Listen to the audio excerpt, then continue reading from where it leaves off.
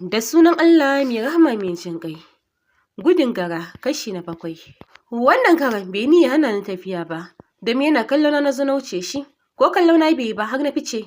Ko da mai gadi ya gani da akwati, ya su tsayar da ni amma ban saurare shi ba, na ficewa ta.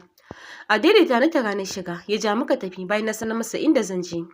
A ƙofar gidan mu ya sauke ni, na fita na biya shi kuɗinsa. Sannan na taho ƙofar gidan na shiga. Fatin na tara tana shara. Jin motsin shigowa ya saka ta ɗago.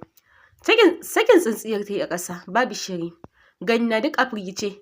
Kafin ta taho da sauri, ta zo ta riƙe ni tana tambayar lafiya. Kukan da nake riƙewa ne ya kubce mini.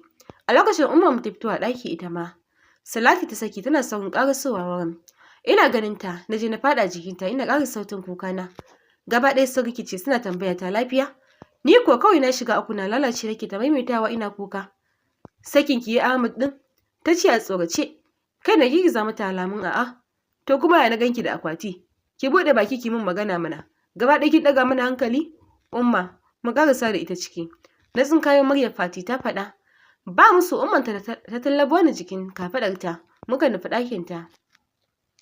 Akwatin na da na saki a nan, Fatin ta ɗauka ta kai ɗaki, sannan ta biyo bayan mu. Bayan zaman mu a ɗakin, ta ci gaba da jero min tambayar abin da ya faru. Umma, wai aure zai ƙara. Aure kuma? Fati ta tambaya. Ita kan Umma shiru tai. Sai can ta nisa ta ce, shi ne ke wani uban kukan? Duk kika ɗaga mana hankali? Yanzu ta wani akwatin da kika ɗauko, kika taho ta mecece? Kuma ma me kika masa har zai miki shi ya yanzu? Goge hawayen ne sannan na ce, Umma, wai saboda na yi ƙiba, shi siririya yake so. Saboda kin ƙiba shine dalilin auren yanzu? Ina laifin ma ya bari ki sauke abin da ke cikin ki? Ta tambaya tana kankance ido. Wallahi babu irin mage da ban masa ba, amma ya ce sai ya yi. Shi sa ni kuma na tahowa ta, sai ya zauna da wacce zai aura ɗin. Shiru dai tana saurare na, yayin da na ci gaba da faɗa mata abubuwan da ke faruwa, sai dai san ban faɗa mata ainihin abin da ya haɗa mu ba. Ai kam ta cika taifin, domin na ga alamu a fuskarta ranta ya ɓaci. A nan kuwa na gashi suna ta rarrashi na, har na zuciyata ta yi sanyi, na sake a gidan. Wuni ne cir ina ta harkokina, don ban ga alamun za ta ce na koma ba. Ni ma kuma hakan nake so dama, domin na zo kenan. Sai bayan magariba muna cin abinci wani yaro ya shigo yana sallama a waje. Ko da aka ce tambaya wane ne? Sai da ya ce wai Ahmad ne. Ya ce zai shigo idan an bashi izini. Idan muka haɗa da Oman. Tura baki ne ina kawar da kaina. Ita ma da farko ba za ta amsa ba. Sai kuma ta ce a ce ya shigo. Bakin shi ɗauke da sallama ya shigo. Kan shi a ƙasa kamar yadda ya saba. Ina ganin kallon da Umar ta masa. Ta ɗauke kai. Ya fara gaida ita a ladabci. Amma da ƙyar take amsawa. Tun daga da na sun ta shaƙa da yawa. Maganar da ya ta gaba ta saka ni kallon ummanmu domin jin me zai ce. Mun dan samu saɓani da Hafsat ta taho. Shi da na zo mu koma, a yi haƙuri. Wani mugun kallo ta watsa masa kan ta ce, ka bani mamaki Ahmad. Ban taɓa zaton hakan daga gurinka ba. Yanzu kawai saboda ta yi ƙiba, shi ne na wannan cin mutuncin har da kishiya wai za ka mata? Kwata-kwata yaushe kuka yi auren. Ka ƙiba ce ba ka so ko me? Na ga da ƙiba ma yayin da ake yanzu. Wasu maza sun fi son mace ta yi ƙiba bayan sun aure ta. Kar ce ba sa kula da ita. Amma kai shine da abin da zaka saka mata kenan. Ta ƙarasa da faɗa. Ta ƙarasa a faɗace. Ɗagowa ya kalle ni sai kuwa muka haɗa ido. Saurin sun koyar da kai ne jin Umma ta yi shiru. Ya tabbatar tana jiran jin ta bakin shi ne. Dan muskutawa ya sanne ya ce, laifi ta min na mata hukunci. Kamar ya laifi? Ta tambaya. Shiru ya kasa faɗa mata. Saboda ta yi ƙiba shine ta yi maka laifi? Ƙibar ce baka so kai kuma ko me? A jiya zuciya ya sauke ka ne ce. Ƙibar ba ta Allah da Annabi bace ba Umma. Wannan maganin shaka fashi da suke yayin sha, ita ma shi take shafa. Kamar yaya? Illa ne da maganin dama? Ba ran ƙibar aka yi shi ba? Cikin sauri ya ɗago ya kalle ta. Sai kuma ya mayar da kanshi ƙasa. A hasashen da na yi. Na ɗan lokacin yanayin shi. A hasashen da na yi. Da na ɗan karanci yanayin shi. Ya girgiza da jin abin da ta ce. Na san ba zai wuce mamakin dama ta san ina sha ba. Shiru ne jin ya ci gaba da magana. Shi shaka fashi da yake tambaya akai. Ba wai magani ne da aka yi shi takamaimai domin sanya kiba ba. Kawai magungunan da suke sha domin su fashe din. Wasu nau'ikan magunguna ne da ake abisin ɗinsu ta hanyar amfani da side effect ɗinsu a yi acibin abin da ake so. Misali, yadda masu shaye-shaye ke shan magungunan mura domin su bugar da su. Amma asali ai ba don bugar da mutane aka yi maganin mura ba. to haka su ma masu shan shaka bashi. Shi ɗin amfaninsa daban, amma side effect ɗinsa wato negative action ɗinsa wanda ba da shi aka yi maganin ba shine yake sanya ƙiba.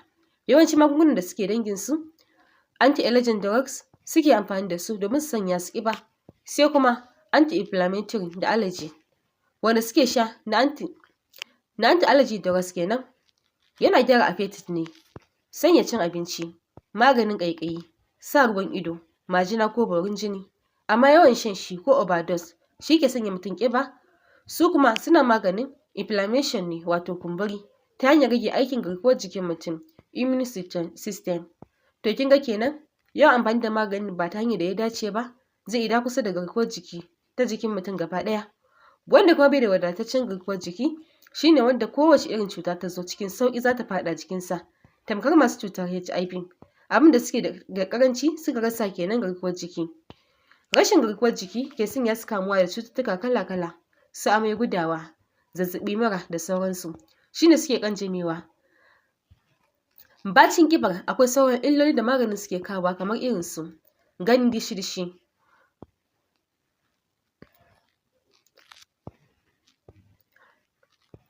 weakness, gaɓoɓi sukan zama very weak kamar na tsofaffi, yiwuwar ba da dama na kamuwa da hawan jini ko ciwon suga. Idan kuma mutum na da shi ya samu high risk na tashin su. Weakness of the body, mutum ba zai iya jure stress ba. Tabban fuska, sleeping, kasa bacci da daɗin rai.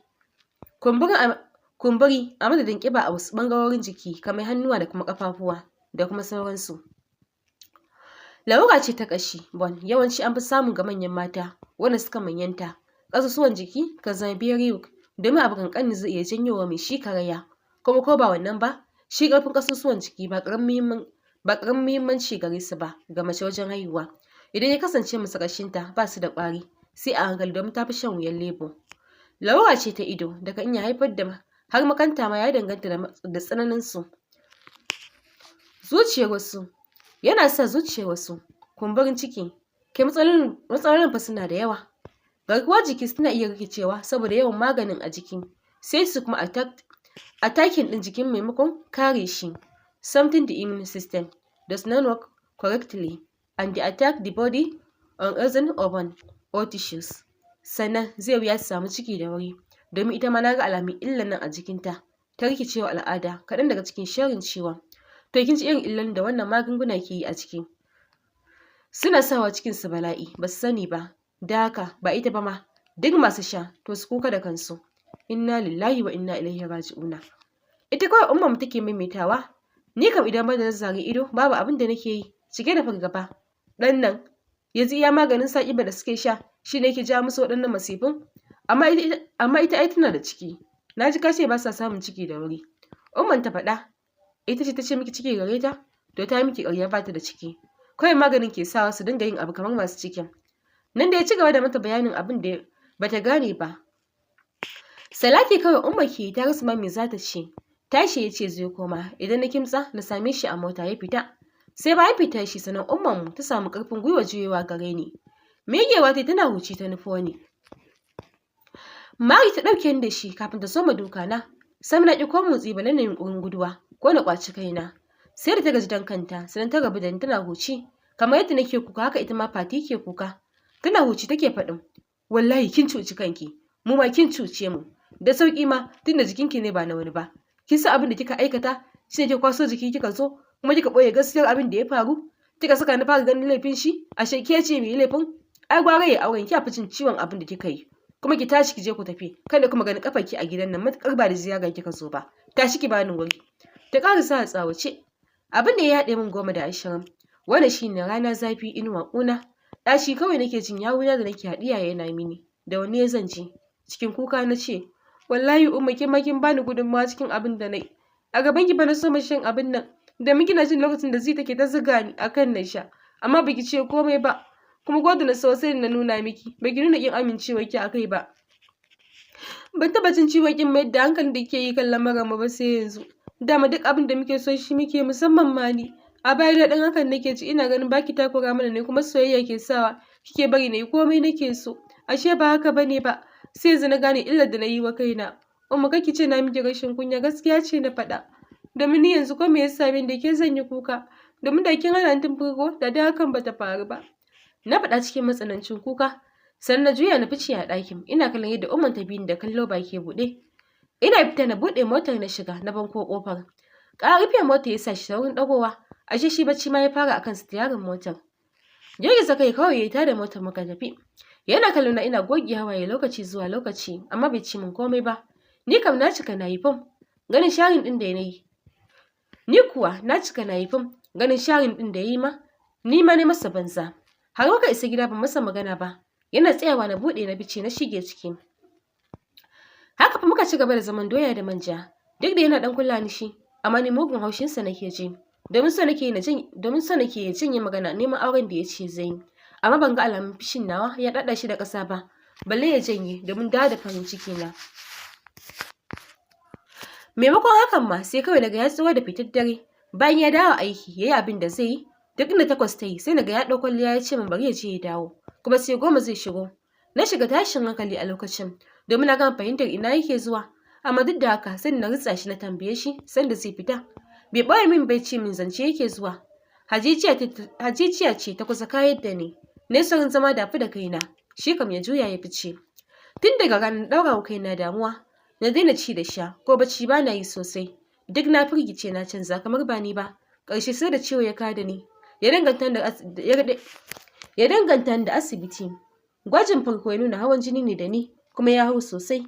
Bayan farkawa ta a bacci, Umma ta dinga yi min faɗa, domin sun zo ita da Fati, na san shi ne ya kira su. Na riƙe hannunta ina kuka na ce, Umma, kina cifa aure sai da gaske, har zance yake zuwa, wanda rashin adalci ne. A ce kamar ni yarinya ta da ni za a yi wa kishiya, kuma ba zan iya zama da kishiya ba, domin ina da kishi sosai a raina. Na san mutuwa zan yi duk ran da aka min wata matsayin kishiyata. Na ƙarasa ina gunjin kuka. Ta fara rarashi na a lokacin ya shigo cikin ɗakin da sauri. Askwa ne ƙarasa guri na yana tambayar me ya faru nake kuka, ko wani wurin ke min ciwo. Ban kula shi ba. Ina kallon yadda ke tunan da ni, na taɓe baki, domin na san na ganin idon su Umma ne, tunda yanzu ba so na yake yi ba. A nan da ya ce a gaba da ni na huta. Shi ya gyara min kwanciya ya rufe ni kafin ya fita. Na jiya ina tsayayyar hawaye ni kaɗai na san me nake ji a zuciyata. Sai da na kwana 5 a asibiti ya sallama ni muka dawo gida. Bayan ya kai mu ya koma bai shiga ba. Umman ta sani da faɗa ta yana ta shiga ba ta nan take fita ba. Ta ƙara da faɗin, me yake daminki da za ki bari hawan jini ya kama ki ƙaramar ki da ke. Idan kika kashe kanki ai shi kenan, sai zuna da wacce zai kawo ɗin. Kin san da yanayin da kike ciki ko? Da haka idan zaki ji faɗa na, ki cire duk wata damuwa a ranki domin ki tsira da lafiyarki. Ƙarshe dai ta ɗaura da nasiha kafin ta tafi. Ta bar min Fati ta yi domin ta gyara min gidan. Ta gyara ko ina har girki ta mini kafin ta tafi. Na shiru ina jiya maganganun mahaifiyata. Bayan dawowar shi na ga yana ta bani kulawa da lallaɓa ni. Sai na gane ba na ganin ido bane ba, ashe dai yanzu yana so na. Sai da ne wata guda sannan na warware na ci gaba da mu'amala ta yau da kullum. Duk da dai ba warkewa na yi ba gaba ɗaya. Yanzu hankali na ya kwanta, tunda na ga bai ci gaba da zuwa zancen ba. Sai da ban san nike ni a baibai ba. Sai da kwatsam na ji ya zo min da maganar da na fara mantawa. Sai da ya fara da rarashi na da min nasiha kafin zancen ya biyo baya. Da mutum da na je na ta wani kwana-kwana, na sa abin da zai biyo baya. Domin tatsuniyar gizo ba ta wuce ƙoƙi. Ilai ko sai gashi zancen ya biyo baya. Wayan tsayar da bikin shi nan da wata 3 masu zuwa. Tamkar ya ɗauki guduma ya buga min aka, haka na ji. Sai dai maimakon nuna damuwa, sai wani murmushi mai ciwo da na ce masa Allah ya sanya alkhairi. Sosai na hango jin daɗin a fuskar shi. Na san ba zai rasa nasaba da jin da yayi. Na amsa lokaci ɗaya ba, babu wata hayaniya. A nan ya nuna min jin daɗin shi tare da min alƙawarruka da nuna zai adalci a tsakaninmu. Jin shi kawai nake yi, domin ni kaɗai na san me nake ji a cikin zuciyata. Sai bayan ya fita a ɗakinsa na samu damar yin kuka na ƙoshi. Sai lokacin da ɗan sanyi a raina, sai gashi na koma gidan jiya. Cikin kwana 3 na kuma lafkewa. Azababban ciwon kai ne yake takura mini. Haka na ci gaba da shan magani ina zuwa ganin likita akai-akai. Sai yake min faɗin na rage saka damuwa a raina ko don lafiyata, amma na kasa cirewa. Sai na zama yau da lafiya gobe babu. Kuma fa wace matsalar tana nan, yawan kasala da bacci zuwa nauyin kafa. Kwanci tashi a sarin mai rai barki ya rage wata ɗaya. A lokacin ya gama yi min komai domin lefe ma kai ɗaya min da amarya. Sai ne ƙara min da kuɗi ko zan sai wani abubuwan. Gidan ma an kuma gyara shi ɓangaren da amarya za ta zauna ma an gama komai. Don masu sauraro bari mu dakata a nan.